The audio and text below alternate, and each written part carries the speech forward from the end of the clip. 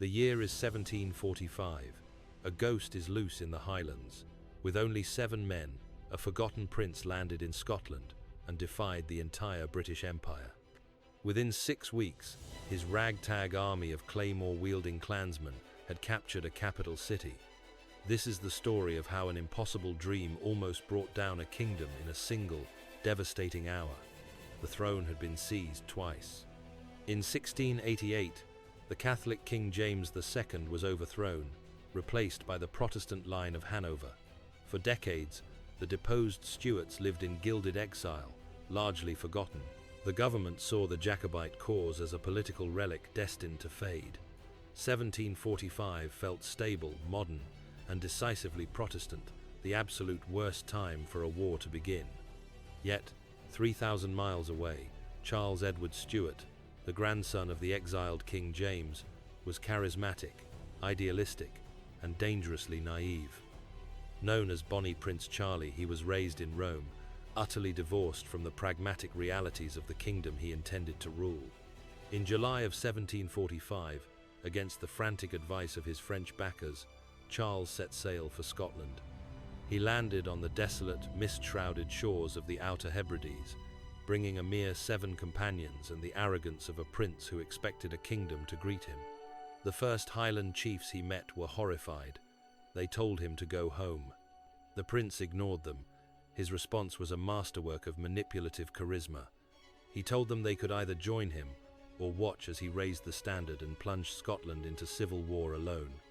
Faced with the choice between self-preservation and ancient loyalty, the powerful Clan Donald and Clan Cameron chose the latter. The match was struck. On August 19, 1745, Charles arrived at Glenfinnan. The prince's banner was unfurled, a declaration of war against the most powerful empire in Europe. From that moment, the rising became the tragic destiny of thousands, and within weeks, they would unleash a weapon the British Army thought belonged only to legend, the Highland Charge. The early campaign was a dizzying success. The government redcoats were drilled in mechanical warfare, but they were not prepared for the visceral fury of the Highland clans. In September, the Jacobites faced a government force at Prestonpans. The Highlanders plunged through the morning mist. The battle lasted less than 15 minutes. The speed, the ferocious screaming, and the sheer terror of the charge utterly broke the professional ranks. The government army had been routed, shamed, and scattered. If you want more stories about the ferocious, forgotten battles that decided the fate of empires, take a second to hit that subscribe button. Every story we tell is possible because of your support. The victory opened the road to Edinburgh and provided crucial supplies. Suddenly, the impossible was real. The prince now commanded an army of thousands. The road to London, the heart of the kingdom, was now terrifyingly open. The men who rallied to Charles were drawn from the fragmented clan system. Their loyalty was fierce, but they were completely undisciplined when it came to logistics or the patient maneuvering of European warfare. They were a force capable of terrifying brilliance, but fundamentally unsustainable. In November, the march began.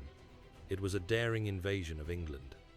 As the Highlanders marched, they were a spectacle of anachronism. Men in kilts and plaids, speaking Gaelic, armed with ancient broadswords, walking through the prosperous, modern, English countryside. The English stared at them as if they were invaders from another century. The advance was quick and shocking. By early December, the Jacobites reached Derby, a mere 125 miles from London. Panic seized the capital. The Jacobite gamble seemed to be paying off. The prince was ready to march the final distance. His optimism was absolute. But his war council, led by the pragmatic Lord George Murray, saw only the chilling reality. They were completely alone. The promised English Jacobites had not risen. In front of them was an increasingly fortified London. Behind them, 2 massive government armies were converging on their rear. The dream of a popular English uprising had proven a dangerous fantasy. For the Highlanders at Derby, the choice was devastatingly clear. They could gamble everything on a suicidal final march to London, or they could retreat and fight another day. The dream of restoration had reached its zenith, only to be killed by logic. The retreat began. This was no orderly exit. It was a desperate, agonizing winter march, and they were about to be hunted down by a new, mechanical form of war that knew no mercy. The fading dream, the retreat from Derby. The road to London was open, but the closer the Highlanders got to the kingdom's heart, the colder their allies became. Staring at the gates of Derby, they realized their fight was against the entire machinery of modern Britain. The march south had been a political invasion. Charles Edward Stuart sought acclamation. He believed the moment the prince set foot on English soil, support would immediately rally to his banner. For the first time since landing, the prince was forced to confront the chilling gap between his romantic idealism and the cold calculus of the 18th century state. The English Jacobites were nowhere to be found. The Jacobite forces were completely alone, deep inside enemy territory, marching through a prosperous, hostile land. The army was fragile. They were fighting hundreds of miles from their supply lines. Provisions were low, and sickness and fatigue were becoming greater enemies than the government soldiers. The government was finally reacting. The Duke of Cumberland, the king's son, was mobilizing a massive, disciplined force. Two armies, totaling over 30,000 men, were converging. The Highlanders numbered only around 5,000. The jaws of the trap were closing. The prince insisted on pressing forward. He claimed one final push would win the crown. But his council, led by the astute Lieutenant General Lord George Murray, saw the situation with clarity. Murray knew the army was exhausted, the English had failed to rise, and a single defeat now would mean total annihilation. The War Council session in Derby was the hinge upon which the entire rebellion turned. Murray and the senior Scottish chiefs argued vehemently for retreat. Since the flame hadn't caught, they argued, they must return to Scotland, where they could gain French support and fight on familiar ground. Charles was furious.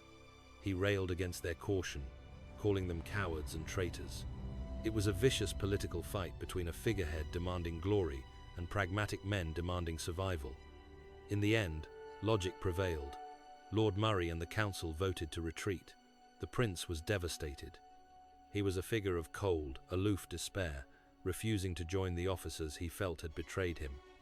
The decision was final. On December 6, 1745, the Jacobites turned their backs on the prize they had marched so far to seize. This moment, the peak of the Jacobite achievement, was simultaneously the beginning of their bitter, final decline. The retreat was agonizing. Morale plummeted. They were forced to retrace their steps over frozen, hostile ground, enduring the jeers of the English population. Discipline broke down. Looting increased. Desertions followed. The prince himself transformed, his charisma giving way to a detached bitterness. He refused to lead from the front, sulking over the betrayal at Derby. The unified fire of the Jacobite cause was dissolving into political squabbling and the cold reality of impending famine. They had retreated. Now, all they had achieved was to provoke the sleeping giant. The British state was laser-focused on crushing the rebellion with overwhelming force. The journey back to Scotland was a race against the inevitable, a forced march toward the final, terrible field where their ancient way of life would meet the full, professional fury of modern Europe. The convergence, armies of iron and fury, the Duke of Cumberland, youngest son of the king and a commander defined by cold, mechanical discipline, hunted the prince across Scotland like a predator. He brought the chilling power of the professional state, superior artillery, drilled infantry, and a ruthless will to end the rebellion forever. The man leading the pursuit was William Augustus, Duke of Cumberland. If Charles Edward Stuart represented the romantic, archaic, and emotional heart of the rebellion, Cumberland was its complete antithesis. He was just 25 years old, ruthless, pragmatic, and highly dedicated to the Hanoverian crown.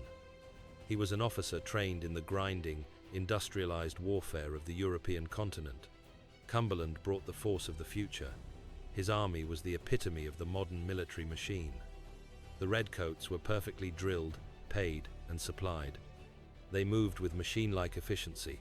His cavalry was numerous and disciplined. Crucially, his army carried a devastating superiority in artillery. The Jacobites had relied on speed, shock, and personal skill. Cumberland relied on mathematics. He understood that a disciplined rank, utilizing a synchronized volley and devastating cannon fire, would always defeat an uncoordinated charge. His war was one of cold, calculated geometry. The pursuit became a grim lesson in logistics. Cumberland took his time, ensuring his army was fully supplied and rested. He established supply lines by sea, moving his forces north methodically and securely. Meanwhile, the Jacobite army was disintegrating. They were forced to live off the land, which, in the barren highlands of late winter, meant chronic starvation. They were owed back pay, their shoes were failing, and many were suffering from smallpox and dysentery. By early April 1746, Cumberland's army was camped at Aberdeen, fully rested and supplied. The Jacobites, fractured by starvation and quarrelling, were concentrated near Inverness. Lord Murray urged the prince to continue the guerrilla war, to draw the British into the mountains where their cannons would be useless and the Highland charge could thrive. Charles, however, was desperate for a decisive victory to regain lost prestige. He chose to stand and fight. The chosen ground for this ultimate confrontation was Culloden Moor.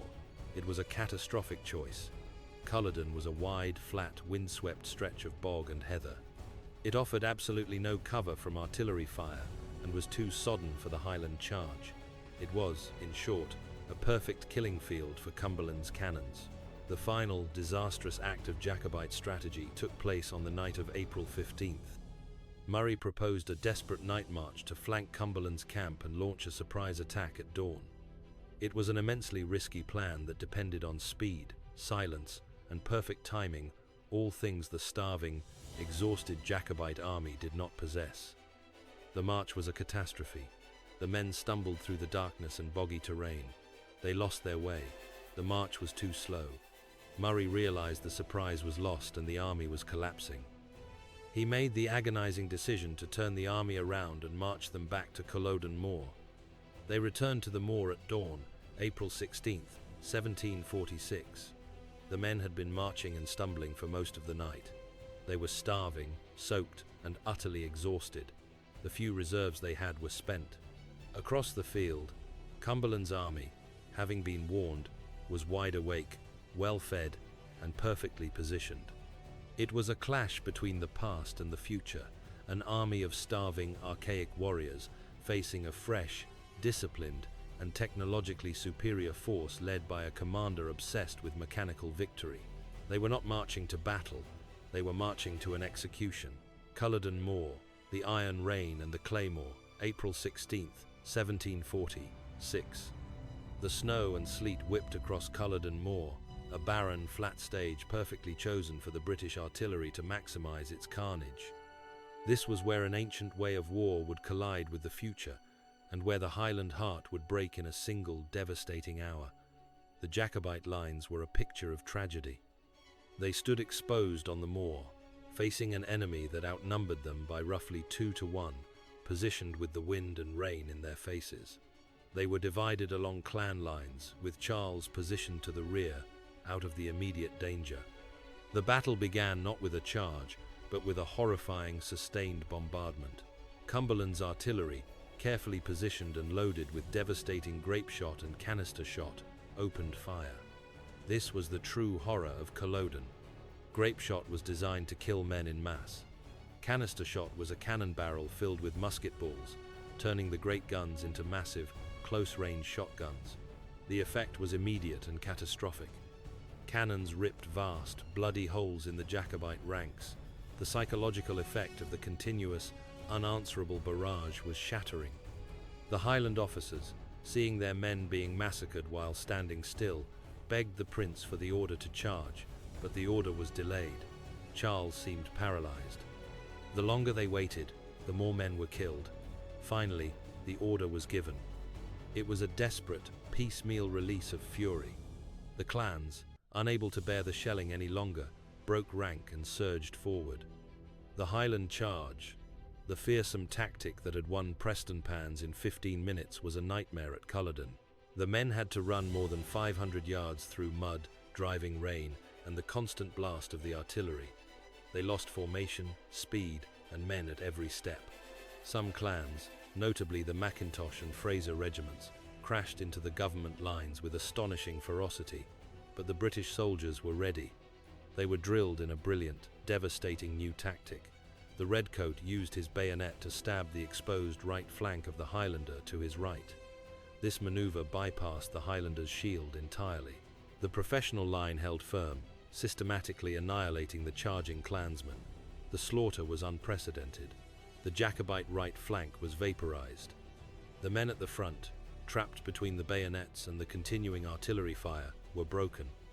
Within 30 minutes of the charge beginning, the entire Jacobite army was in full, panicked retreat. Charles was hurried off the field. The battle was over. In under 60 minutes, the rebellion had been utterly, ruthlessly crushed. As the smoke cleared, Cumberland issued the command that would forever earn him his infamous nickname, No Quarter. The British cavalry rode across the moor, methodically shooting, stabbing, and massacring the wounded Jacobite soldiers. The dream was dead, and the nightmare was just beginning. The clearing smoke, the butcher's legacy. The battle was over, but the war was not. As the defeated survivors bled out on the moor, Cumberland began a systematic campaign of vengeance that earned him the name, the Butcher. The age of the clans was ending, not with a treaty, but with fire and the silence of a people commanded to forget their past. The immediate aftermath of Culloden was a horror. Cumberland ensured the victory was total destruction of the Jacobite threat. Under his orders, wounded men who were too severely injured to flee were bayoneted or shot on the field. Massacres continued as British troops hunted down fugitives. This campaign of terror extended far beyond the battlefield. Cumberland's Redcoats were unleashed across the Highlands in what became known as the Pacification. Villages that had harbored rebels were systematically burned. Cattle and food stores were confiscated, leaving entire communities to starve. Prisoners were subject to summary execution or shipped south in chains for trial. The objective was to eradicate the entire social structure that had supported the rising. The greatest symbol of the lost cause, Bonnie Prince Charlie, spent the next 5 months as a fugitive. His survival depended on the unshakable loyalty and incredible courage of the common Highlanders, farmers, fishermen, and crofters who risked execution to feed and shelter the prince. It was during this period that the legend of Flora MacDonald was born. A young clan woman, she famously disguised the prince as her Irish maid, Betty Burke, allowing him to slip past the naval patrols and escape to the Isle of Skye. In September 1746, Charles finally secured passage on a French ship and sailed out of Scotland forever. He would spend the remaining years of his life in bitter, drunken exile, a tragic ghost who had outlived his own legend. The last of the Stuarts had vanished, leaving behind a scarred nation. The government, no longer content with military victory, moved to guarantee that the Highland way of life could never again pose a threat. The Act of Prescription was passed, a legal assault on Gaelic culture. This act systematically outlawed the very symbols of clan identity. The wearing of the tartan and kilts was banned. The use of the bagpipes, long considered a weapon of war, was forbidden. The traditional authority of the clan chiefs was officially stripped away. The ancient system was dismantled and replaced by standard British feudal law. The Battle of Culloden, though short, was not just the end of a rebellion, it was the definitive end of the Highland Age. It marked the final, terrible moment where the romantic feudal past of Scotland was violently crushed by the centralised modern future of Great Britain. The crushing defeat ushered in a period of emigration and cultural suppression that irrevocably changed the identity of Scotland. The moor remains a stark, silent memorial. It stands as a powerful testament to the dangers of pride, the fragility of dreams, and the ruthless efficiency of modern power. The blood tide that crushed the clans at Culloden ensured that the Stuarts would never return, and that the age of the Highland warrior was over forever. If you found this history compelling, share it with a friend who appreciates epic stories. And we love to read your theories and insights. Let us know in the comments what historical figure you think was the most tragically overconfident. Don't forget to subscribe for more.